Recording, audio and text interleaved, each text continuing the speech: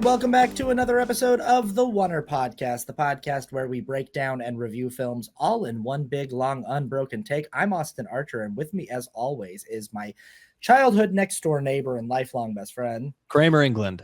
I'm Nature Boy. Yeah, you I'm are. Nature Boy Ric Flair. I'm wearing... Woo! There's like birds on this shirt, and then I got a snake farm hat that says live genuine snakes on it. I should have gotten like a sticker that says I love Beaver, you know. I would have had to go down to Beaver, but I could have gotten that. Yeah, they're from Utah. There's a town called Beaver, and they really lean into the whole "I love Beaver" thing. There's like two things in Beaver. You can stop at the creamery place that is actually pretty good, or you can stop at a gas station and get an "I love Beaver" sticker. Yeah, and that's about all that's in Beaver. I know there's more in Beaver, but there's not much. I spent the night at a hotel in Beaver one time because I was driving. Yeah, I was driving from St. George up to Salt Lake, and the whole like all of a sudden massive traffic jam at Beaver, and I was like, what? It was like 10 p.m. at night, and I was like, what is going on?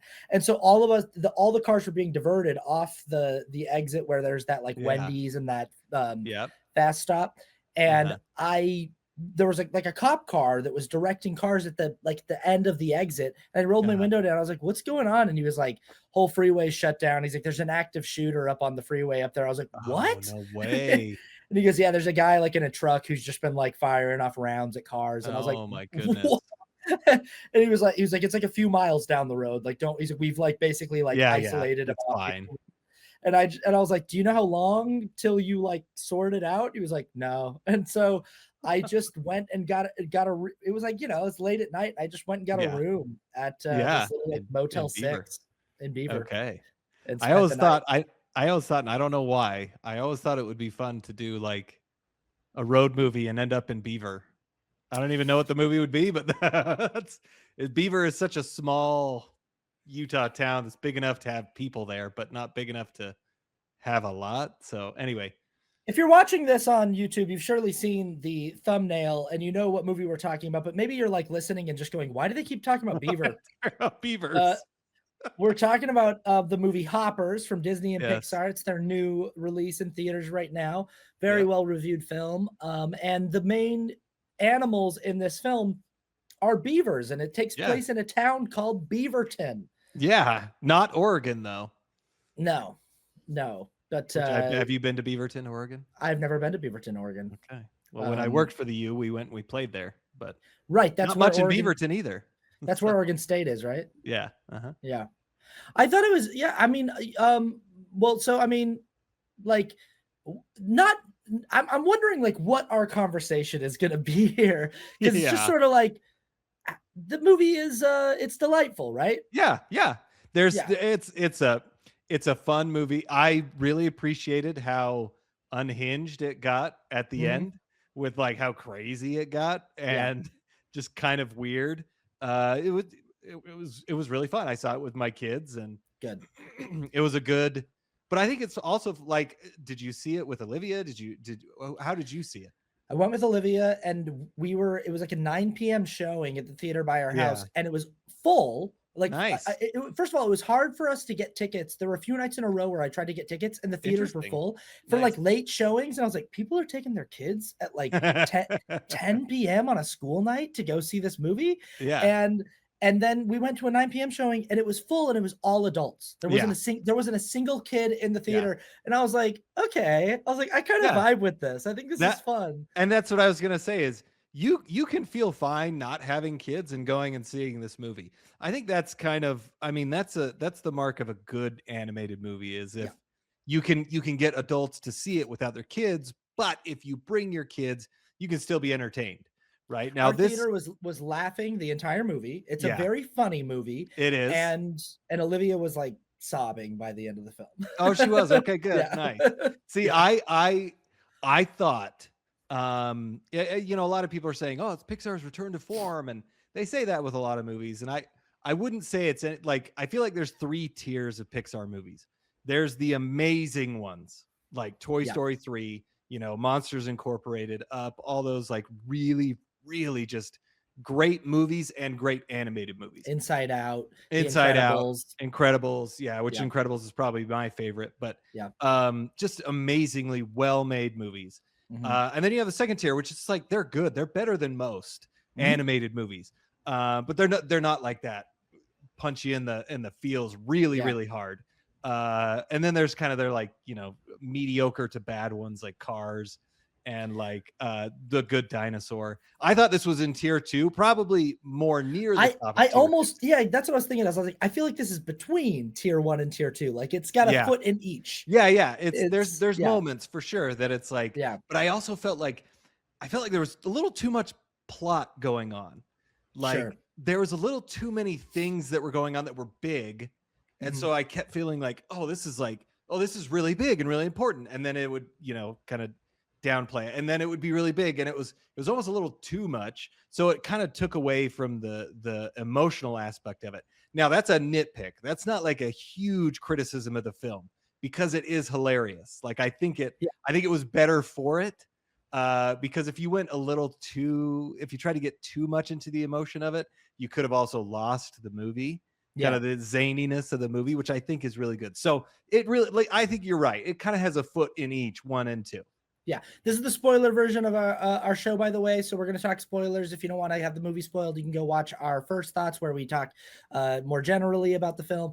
But like great joke. One of my favorite jokes in the film is when King George goes, "All right, somebody go summon the animal council," and it just showed this group of animals and just a voice off screen just goes, "Okay." Yeah. I said this in my first thoughts as well, that there were like 5 of those jokes like off screen, and I laughed at every single one. I don't know why those are so funny, but like they show a crowd of people and like, hey, stop hating on his mug, or like I was like, like when the robot mayor at the end is is frozen and she's trying to get his phone, and the guy goes, "Wake up, mayor! She's trying to steal your phone." Those are so funny, and I don't get why it was, but it worked every time for me. The mayor like crawling on all fours like up a tree, and one guy's like, "I don't think that's the mayor." It really was so funny. Like, it was a very funny movie. If I was gonna get nitpicky with you, I would also say like the title of the film, Hoppers. Yeah. And they make a joke about how it's basically Avatar. Avatar. Yeah. You take your brain and you put it in the body of an avatar, and the avatar is a little animal, a little critter. So they've got one for like, it's like a little robot bird. They've got one that's like a little robot bunny, and they've got one that's a robot beaver. And and you can transport your consciousness into this thing. The way that they sort of, I like the speed with which they get to this in the film, that they're just sort of like let's, it moves very efficiently. And this movie follows a lot of the beats of tried and true formulas that have worked for Pixar in the past, like a what's the word? A prologue that is very emotional and grips you from the beginning. Like there's a nice little like 3 or 4 minute long prologue at the beginning of this film that gives us a really good sense of who our main character is, what her values are, what drives her, and gives us a really heartwarming emotional anchor into like why she cares about this glade so much. And it's because it's the place that it was her special place with her grandma, and her grandma was like one of the adults in her life that really took time to understand her and to help her with her anger and all of that stuff. And Pixar, so like when Pixar's at their best, they're really good at like giving us the emotional stakes of the story early and getting us like rooted and involved quick. So it's just like, hey, here's who everybody is. Here's why you should care. Let's go. Let's go have a really fun, zany cartoon adventure. And when they, and I feel like this one, like I could tell early on, I was like, oh, this movie has the potential to make me cry, because this relationship between this girl and her grandma is doing it for me. And also, like right off the bat, I took Olivia because I was like, I hear this movie's good for animal lovers. And my girlfriend loves animals so much. And right off the bat, like this opening sequence of her just like trying to rescue all the animals from her school also got me like kind of emotionally invested. Like that turtle's face when they have to put him back in his enclosure and his like sadness I was like, oh geez, this movie's gonna really get me. But yeah, I like that we get to the hoppers thing that like our main character wants to save this glade that the mayor's trying to build a beltway, a big highway through. And it's this glade that she, spent time in with her grandma growing up. But I will say, like, for it being the title of the film, again, this is very nitpicky. Like the idea of these environmentalist scientists at this college developing this technology, this brain hopping technology, being just sort of like a plot device that helps us like get our main character in the body of a beaver so that the movie can happen. But then we just sort of like don't really, it just seems like the movie like maybe should have someone who's like after this technology for their own like it just sort of seems like the technology of the hopping is just sort of like, it's just there, accept it, don't worry about it. It's there so that we can put a human in an animal body. And I think that because in another movie you could make it about, because I read this, that in the beginning that's kind of what it was. It was more about humans exploiting the technology to try and get what they wanted, and that it does seem like it's setting up for that. I really felt when we first met the king, when we went to the big lodge that the king makes, the king beaver, I thought, oh, this is another human who's using the hopping technology to get the animals to do what I thought the mayor has figured out that this technology exists and is like in his own little beaver body, and he's manipulating the animals to get what I thought that's what was going on. And I thought something very, very similar, which is the mayor is funding the research for all of this and having the main scientist move all the animals out, right? Yeah, so something like that. Because at first she's like, oh, we got to stop this. And I thought it was because she was working with the mayor so she could keep her funding and study the animals. But yeah, something that I thought it was that as well. Some human is pulling the strings on all of this to get the animals out so they can build the beltway and all that. But it ultimately isn't.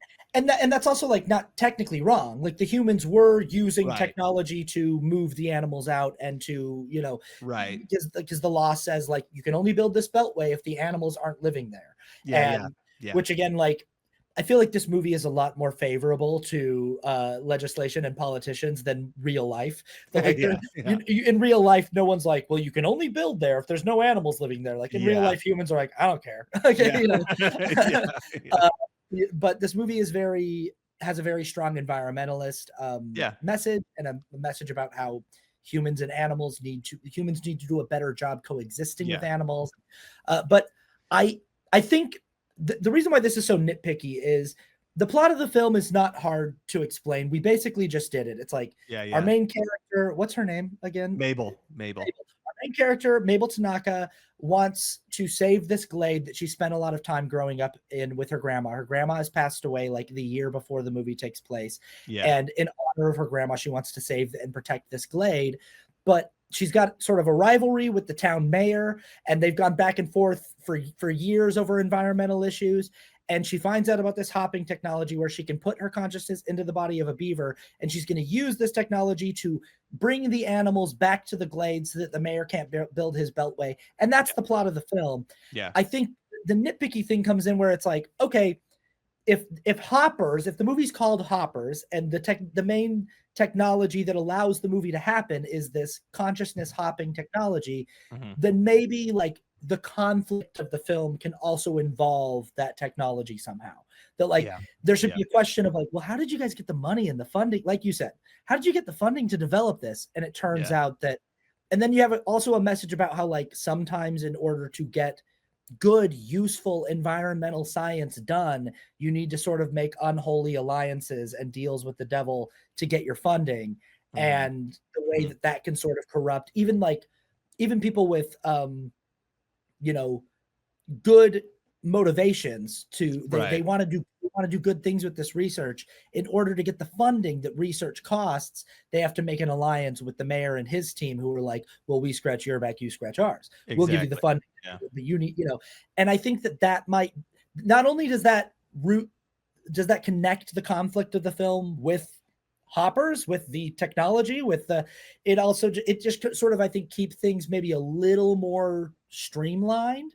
And the way that the plot unfolds in the movie that we have, the hopping technology is just sort of like, it's a little bit of an afterthought. It's a little bit of like, hey, here's this thing that's going to help our main character get into a beaver body, and that's sort of it.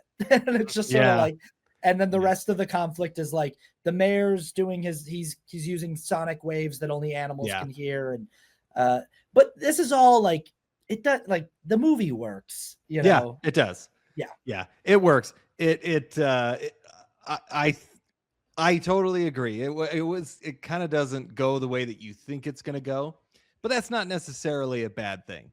Yeah, it still works. It still is funny, but it is I don't know. I think on repeat viewings, it's going to be more enjoyable because now you know kind of where it's going and what it's not going to do. One thing that you talked about with this being an environmental theme, which it definitely does, but I didn't ever feel like it was super heavy-handed. Like, I think almost all audiences are going to get and agree with what they're talking about.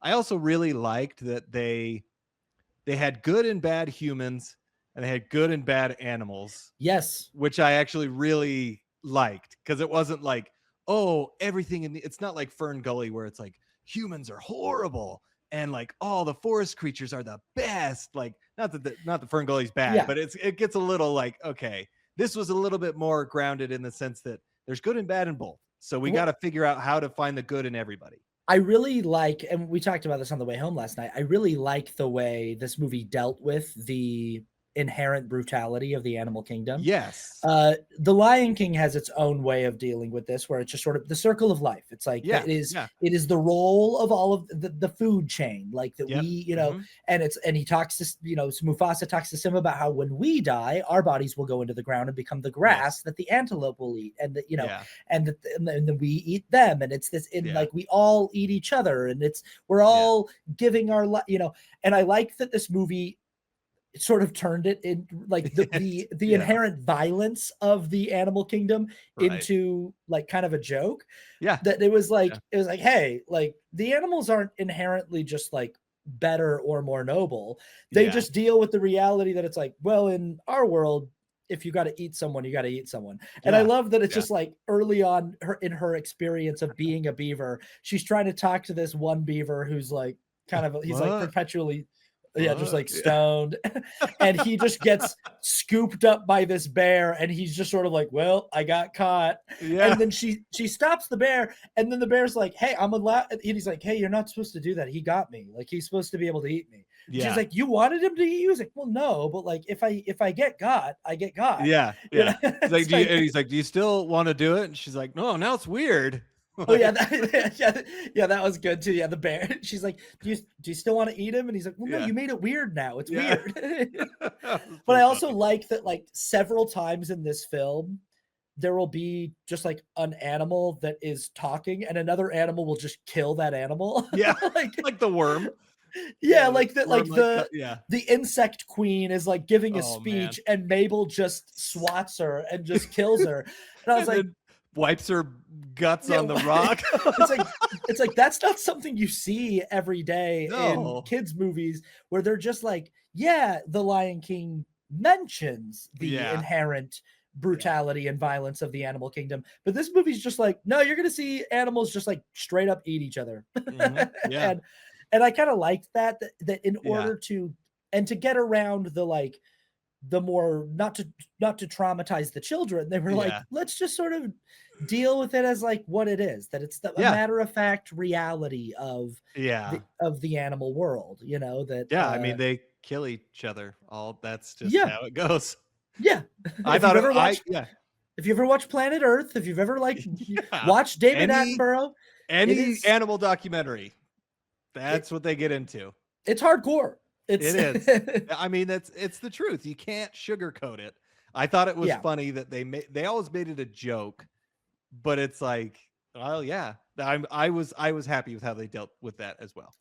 Well, and I it's like I was saying to Olivia last night too. I was like, what's interesting is, and I'd be curious to see, you know, I'm sure he's talked about it probably on his podcast, but like, I'd be curious to see what someone like Ben Shapiro or something would say about a film like this, because the film is being very well reviewed, but it has all of the markers of things that conservative people typically like have a knee-jerk reaction to, where it's like, well, I don't like that the main character is a girl, and then on top of that she's Asian, and on top of that, like, she's a little bit queer coded, maybe, like, on like, and on top of that, it's this environmentalist theme about how we need to stop industrialization to save the animals.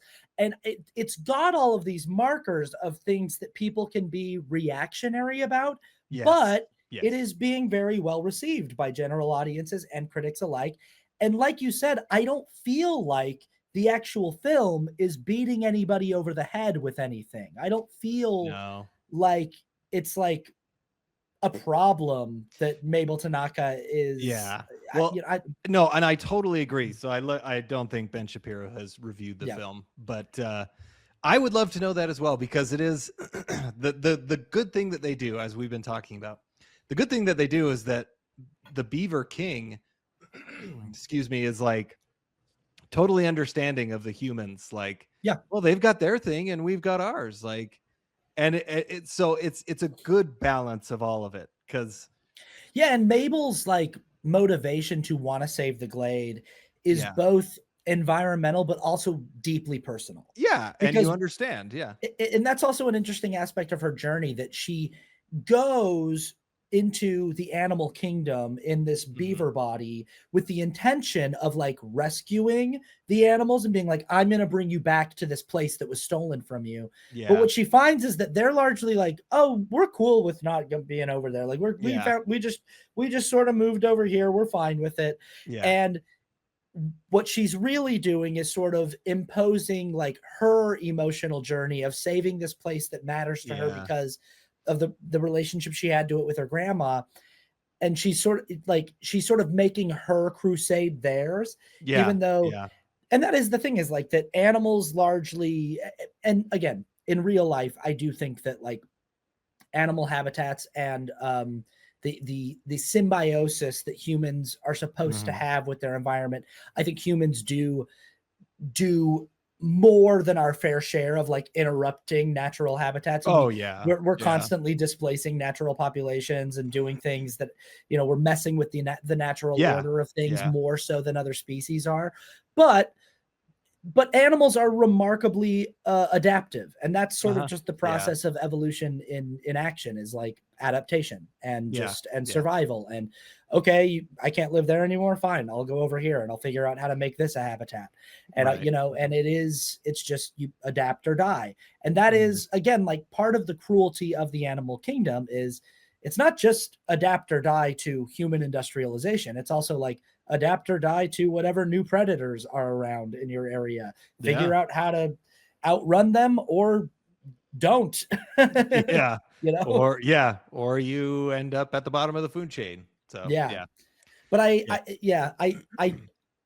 feel like this movie scratches an itch for animal lovers in a way of like what I said in my first thoughts was, if you're the kind of person who, when you're scrolling around on your Instagram reels late at night, if you see a lot of cute animal videos, if your algorithm is showing you cute videos, like I love the dogs with the buttons that can talk to their owners. There's like there's these new buttons that a lot of like owners have lots of different words, and the dogs can learn what the typical response to the different buttons are, whether or not they know what the word is that's being said. They know like, I press this button does that. It does. And I'm like, this movie scratches that itch of like getting inside the brain of what's actually going on with these animals. And in several ways. There's the one thing of like the short that inspired the film, the lizard just pushing the button over. But then it's also like, I like the way that things sort of shift when you go inside of the bot. When you hop into one of these robot bodies, you actually can understand the animals in a different way. And not only can you now hear what they're saying, but their faces change. They become more, cartoon expressive. And where did he get a crown? Which is why I was like, that's a guy. That's like, what, But I do like the sort of matter of fact way that I love that, like, the first time she shows up in the animal kingdom, that dragonfly that flies by and just goes, "Hey." Yeah.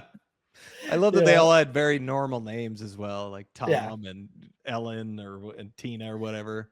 It's like, "Hey, Dave." Yeah. That was pretty good. But yeah, they're I'm trying to think. Yeah, I mean, there's a lot to really like about this movie, and I don't think, I mean, like I said before, the only thing that really kind of brought this movie down was that there was like almost too much that happened. Yeah, the whole animal council thing and like all the different, like, it's a lot to, like, we've got the mayor that we're fighting against, but then we've also got this, like, there's this weird animal council that is also, like, kind of evil and sadistic that we've got to, that they want to squish Jerry, and they want to they kill us. Why can't we kill them? Which I didn't even know that was Meryl Streep. Who? Yeah, Meryl Streep is the moth. Like, they get squished. Yeah, they get squished. Wow. I was like, no idea. Wait, that was Meryl Streep? Like, how did that? I totally missed it. Wow. I didn't know that King George was Bobby Moynihan till the end. I was like, I knew his voice. His voice sounded very familiar. Good for Bobby to be in there with Meryl Streep. Bobby outbilling her. You've got a higher good. You're above Meryl Streep in the credits. But wow. I thought that was funny. But and then John Hamm is always who was he? He was Jerry. Oh, he's the okay. mayor. Yeah, right. He was pretty funny in that. I think John Hamm is funnier than some of the roles that he gets, but he's so good in 30 Rock. Yeah. He's in 30 Rock, and then he was in did you ever watch Kimmy Schmidt? Yeah. He was hilarious in that. He's really good in that show too. Did we ever, I asked Olivia this on the way home, and she was like, I don't remember. And I was like, maybe I just missed it. Do we ever find out how Mabel broke her arm? No, I mean, she says at the very beginning, he's like, how's the arm? And she's like, it's still broken, but we don't know. That's what it's the fact that he asks about it. Yeah. That, like, the first time Mabel and the Mayor Jerry have like a face off, he's like, Mabel, how's the arm? And she goes, that's still broken. But that makes me go, like, did she break it in a separate incident with Mayor Jerry? And you would think that in this sequence of flashbacks that we show of them, like, fighting several different times, that one of them would show, like, her, like, I don't know, like, slipping and falling, and like, because I'm like, why is he taunting her about the broken arm? And I was a little bit surprised that the movie had that. It almost felt like something that got deleted. Like, it was just surprising. Like, why have Mabel have a broken arm at all? What's the point of it if it's not? Yeah, I get that. I actually really, I like it, and I'm fine that they didn't. They could have paid it off, but I'm fine that they didn't, because I like those little things that imply more story. Sure. Right. Like there's in, oh man, what was the Jake Gyllenhaal movie where he goes, he like relives the same moment every time? Oh, Source Code. Source Code. Yeah. Source Code. You have Jeffrey Wright, who has a limp, right? And like, it's never talked about, and they never give a reason why, but it implies that this character has a backstory, that guy had a limp before the movie and it's for something, like, it gives him it gives it character, right? And they reference it, so it's obviously tied to Jerry. So I kind of liked it, but they could have actually in some of the flashbacks they could have paid that off. If we find out that she, I don't, but it's not necessary. Again, this is me just sort of being like, interesting, but it's not anything that affects my view. I wasn't like, well, it's not like our conversation about good luck, have fun, don't die, where it's like, you can't you can't pose a question like that's like, pay attention to this, and then by the end of the movie be like, I don't know, forget it. Don't like, worry about that. Like, it's not that serious. It's totally fine that she has a cast on her arm and we never find out why. That's fine. I just was wondering if it was something I missed. Yeah. No, I don't think you missed it. I think they intentionally left it ambiguous. Yeah. But I thought this sequence was really fun with the shark that like, I was about to talk about that. Yeah. Yeah. That was I was like, this was the point that it really went. I was like, oh, they're going there. Okay, let's go there. And then it just kind of got crazier and crazier because I mean, she gets the council, she squishes the moth, and then like they try to kill Jerry, and then they go and run to get Jerry, to save Jerry, because Mabel doesn't want to be responsible for killing Jerry. Yeah.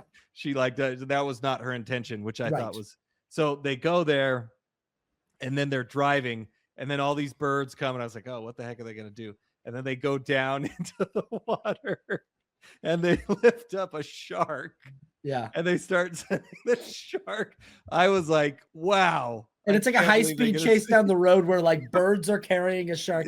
But I like that. I do like that we got weird. I like that it winds up that like the son of Meryl Streep's killed queen. Yeah. Who's like, he's kind of like Joffrey Baratheon from King of Thrones. He's like this little like pipsqueak snot-nosed, you know, prince. And Dave Franco was hilarious as well. That's good. Delivery. Yeah. And then he gets put into a robot avatar of Mayor Jerry. And that was his like the animation of that character was really funny. Like, this insect trying to pretend to be human was like really, you know, moving all around. Yeah. And I like how weird the film gets in that final act, you know, and how big that they stray from the realm of like, well, of like the real animal kingdom or even the real world. And they go into like, okay, in this world where there is this council of different kingdoms, there's the reptile kingdom, and there's the fish kingdom, and there's the insect kingdom, and there's the mammal kingdom. All of the other kingdoms, apparently outside of the mammal kingdom, are like evil. And they decide that they're going to kill Mayor Jerry. And so now Mabel has to work with the mammal kingdom, because technically humans are part of the mammal kingdom, to save Mayor Jerry, because even though she's at odds with Mayor Jerry, she doesn't want him dead. But this is also some of that stuff where it's like we might be getting a little convoluted with like, who's the bad guy now, who's our antagonist, who's the, you know, but again, it does not ruin the viewing experience, and they pull it. It's funny enough and fun enough. And this sequence of like the animals being in Mayor Jerry's car when he goes out in the morning, and like Mabel typing to him on his phone and doing like voice to text so that like he thinks, but then the other animals being like, hold on, I want to say something. And like beaver. Just like, wait, let me talk. Lizard. Yeah. Hold on. Pile of logs. But that was funny. The fact that they're like, no, let me say something. I got to say something. Like that's the most important thing that they got to say. I just got to do this. Yeah. I thought that was hilarious, and I loved because they go to this rally for Jerry's, I don't know, you know, him winning the Beltway War or whatever. Yeah, and like that's when Dave Franco's, it's like Titus, right, or something. Titus, Insect King, Titus, and he's talking to them all funny, and this is when they have the out of frame persons keep talking like, hey, quit trying to take his phone. But then like it also is hilarious because he's crawling on all fours, and then he gets his face ripped off, which I also thought was so funny. And it like lands on, which, did you see the after credit scene? Which was pretty funny too. The bear and they're all playing with the face as a mask and being like, hello. That's very funny. But then they accidentally set off a fire, and they have to break the dam that is the pond for all the pond animals, and that puts out the fire. And I found this to be a very emotionally satisfying climax. I've got to say too, the score in this scene. Awesome. It got me, dude. Mark Mothersbaugh. I was like, wow. Like, because the rest of the movie, the score was not bad, but I didn't really notice it. It was, you know, it was totally good, solid score. And then this came on, and I was like, oh wow, this is like really good. The Beaver King, played by King George, played by Bobby Moynihan, who's just kind of like a silly character and stuff. Like, he's funny though. He has named Mabel the paw of the king, which they are doing some like Game of Thrones stuff here, because Joffrey Baratheon is very much Titus, and the hand of the king is always like the king's highest advisor. And so the paw of the king is what Mabel's named. But when King George finds out that Mabel's not a real beaver and that she's just a human girl that was in a beaver body, his feelings are hurt. The movie also does this thing really effectively, where every time humans are not either hopped into one of these bodies or wearing an earpiece that allows them to communicate with the animals' faces go back to like normal animal faces, and they communicate with normal animal sounds. And those sounds are like, they're so like emotional for I don't know, they're very emotional. So like when we see King George go back to being just like a regular beaver, and he sees that, like, really disappointed that Mabel lied to him, and he's very hurt, they sort of have this like separation, and their reconnection is when the glade catches on fire because Titus, knocks over all the speakers, and the speakers light a bunch of things on fire. And Mabel in her human form is asking for King George's help. Like, hey, we got to do something. And this King George goes up to her and puts his little paw on her cast and is like, okay, we're still friends. And I felt bad that like all the animals have worked so hard to build this little pond and this lodge, and they all are willing to break the pond so that they can put out the fire at the glade. And Mark Mothersbaugh's score here is very emotional. And it's really good. And it's also, again, goes into the theme of like, there's good and bad, because Jerry at this point realizes that like, because he was breaking the law, like he was doing stuff to get his stuff, but he does end up helping the animals because he can hear. Also, when he is the beaver, he's got like hair because he hops into the body, which is funny. That's right. But he sees the importance of all of that, and then the animals see the importance of saving the humans. I thought it was a really good way to kind of bring everything together, right, and wrap it all up. So I mean, and the environmentalist message of the film is like, it's all one big place. Because like King George's thing is like, we have our place, they have their place, but it's all just one big place. Like, we're all just and the idea of like, we're not separate from each other. We can and should try to help each other in our goals, and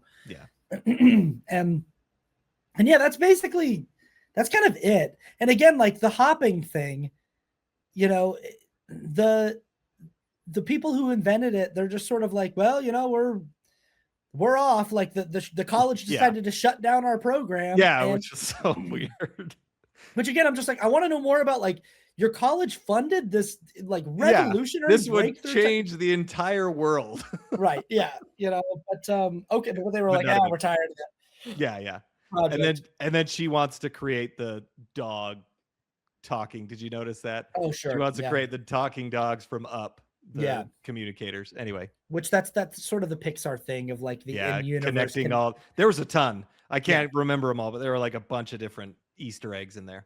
One thing I would say at the end of it, like we got this little montage during the credits of just like different animals, and we saw like a bunch of raccoons at one point, and I was like, oh man, I wish there had been like some more raccoons. I love raccoons. And then it got me thinking that I was like, for a movie that's all about animals and like these different animal kingdoms, there wasn't like a ton of variety. I mean, there were but I was kind of like, man, I really could have used like a cute skunk character or like a porcupine, like there's all these like interesting little rodents and critters that I'm like, man, I don't know. Like I could have used a few more. I could have used, like a possum or something, or I'm sure that they could.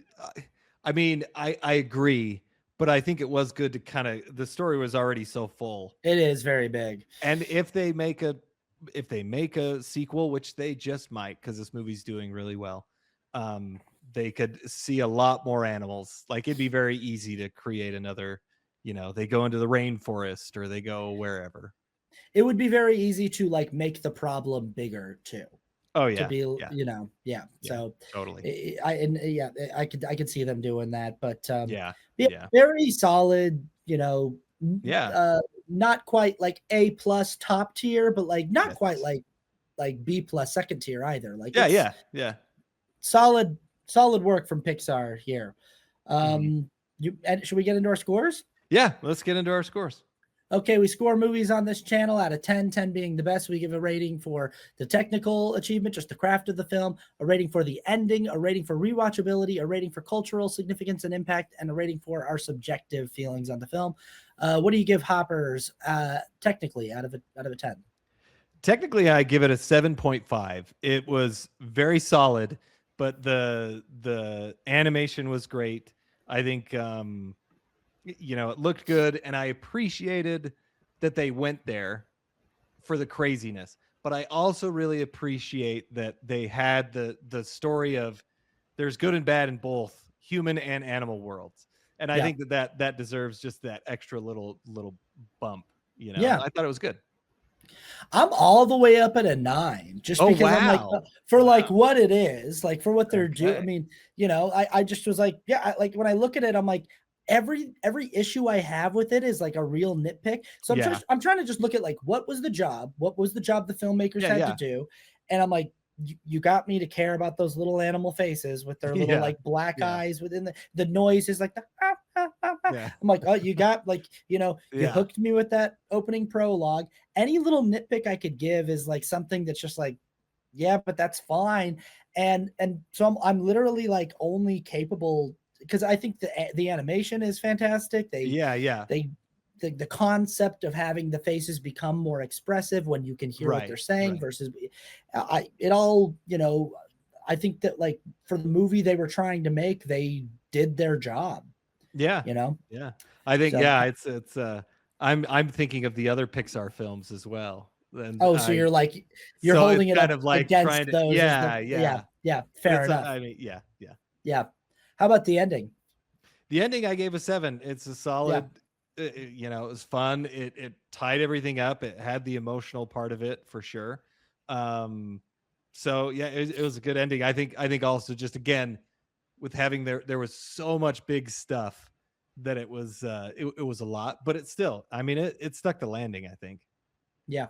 I gave it a 9 again because I just All was like, right. I felt like the emotion that they're Yeah. like, I also really love this last little shot of like her going Yeah. back to the glade and sitting Yeah. down on the rock that she used to. I thought it was very nicely bookended, and she Yes. sits Yeah. down on the rock with King George as a human, and she's still Yeah. friends with this beaver, and he Mhm. likes to take her phone and talk Yeah. to her by pushing the beaver. Like, Beaver. I just thought that was like a really like sweet and funny and like kind of perfect ending. Yeah.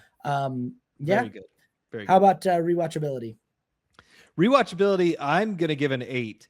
I think again on I'll probably like it more as I rewatch it because now I understand like this is funny. So Pete Docter is running Pixar, Oh and wow. Pete Docter is like my favorite Pixar filmmaker.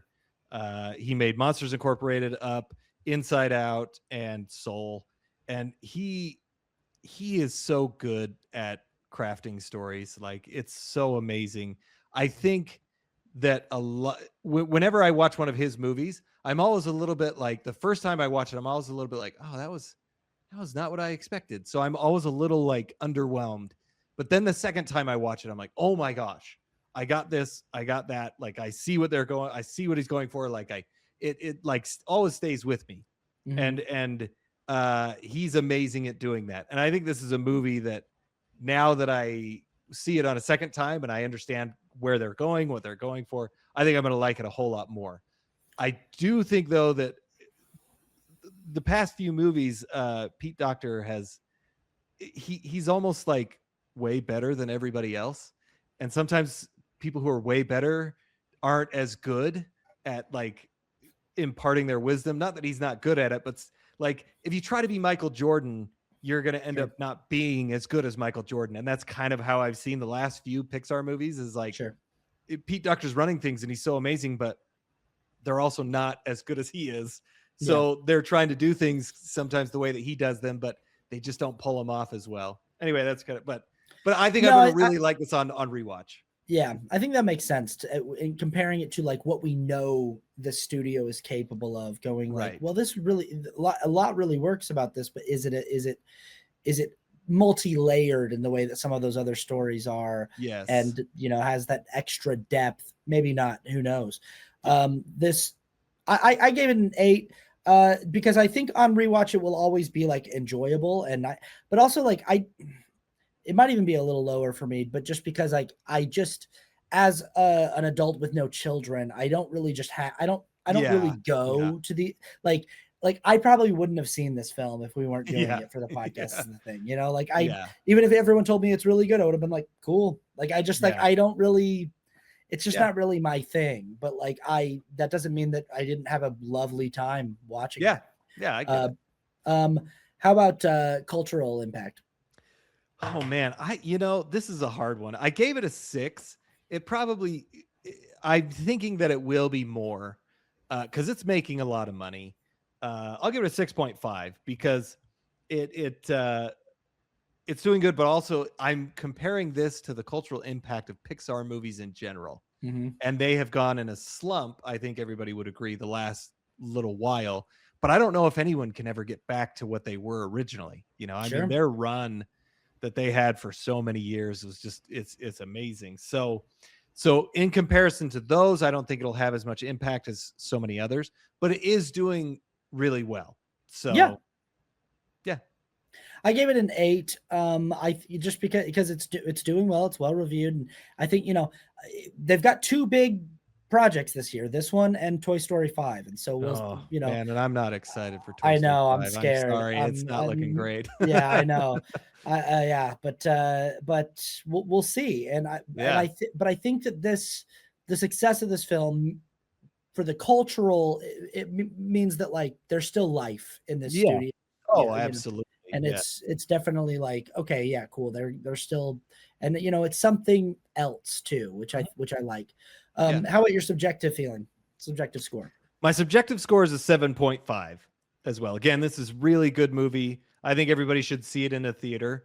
Mm-hmm. Whether you have if you have kids, for sure, like it's going to entertain you way more than watching YouTube, like Blippy or whatever. I know he's Sure. not really around anymore, but that's what my kids watched and I hated it. So you're going to want to watch something like this. And even if you don't have kids though, as you can attest to, Austin, like it's still a fun movie. Like you don't have to feel bad going and seeing it because it really is a fun movie.